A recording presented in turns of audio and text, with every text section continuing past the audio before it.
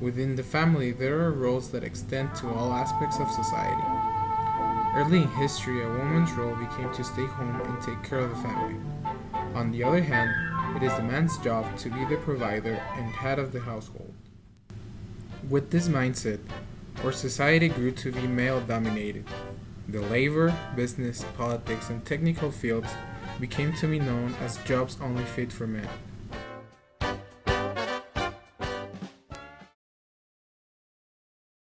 We stopped for a second and asked ourselves, why did this happen?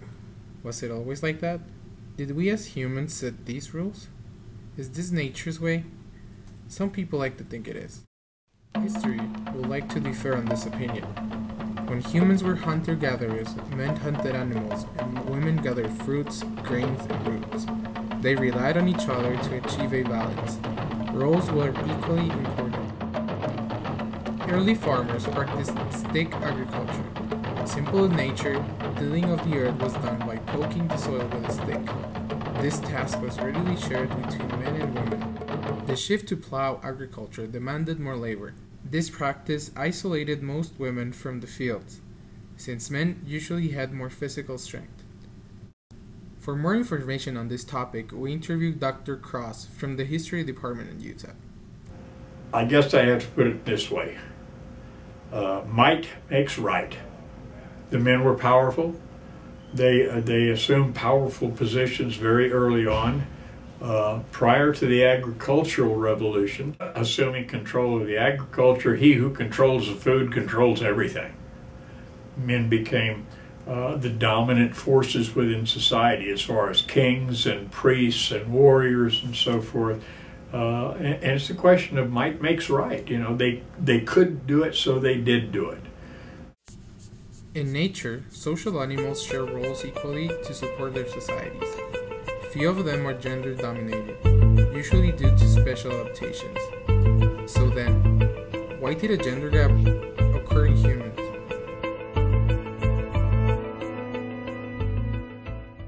In earlier times, though, there definitely were biological underpinnings, and those biological underpinnings were used as the foundation to build this monolith called patriarchy. You know, a woman can't go out hunting.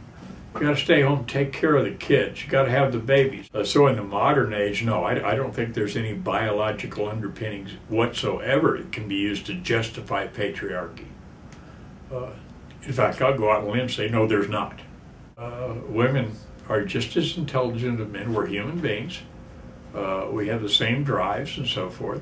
I may be able to bench press 350 pounds and a woman can only bench press 250, but who cares? You know, what if you talk about bench pressing with your brain to better society, we're equal. It depends. It depends on which species are we talking about. For example, the seahorse over there, the male seahorse is the one who is in charge of staying with the small ones, with the small seahorse, and the female one is the one who goes around. So other cases is the hyena, in which they are the ones who stay with all the population. The male only comes and procreate with them, and after that he leaves. And a classic example will be the queen bee. The queen bee is the one to be in charge of the entire community of the small species, and she is the one who is like the superior, the one that is on top of everybody.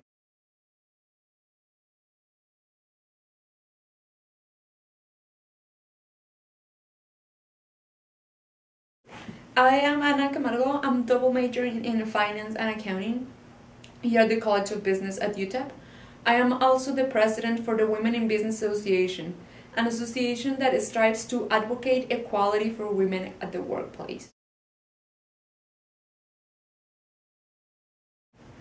No, I don't think so. Especially in the business environment. I don't know if you were aware that if a man starts working on a Monday, what he earns that Friday, the woman doesn't earn it until the following Tuesday. So it takes a woman 2 extra days to earn the same amount as a man doing the exact equal work. This is a clear sign that women in the business world have not achieved equality, and there's still a lot of discrimination. I think that it's mainly because the business world is a man-dominated world, where there's still the image of the weak woman, the woman that should stay in the house and take care of the children and raise a family. And men still don't see women as equals in the business world, and even some women don't see themselves as equal to men. Even if they are doing the same work with the same quality, they still think of themselves as less. Being accustomed to living in a patriarchal society, gender roles fall into their stereotypical assumptions. As the world has changed, our society has shortened the gap between these gender disparities.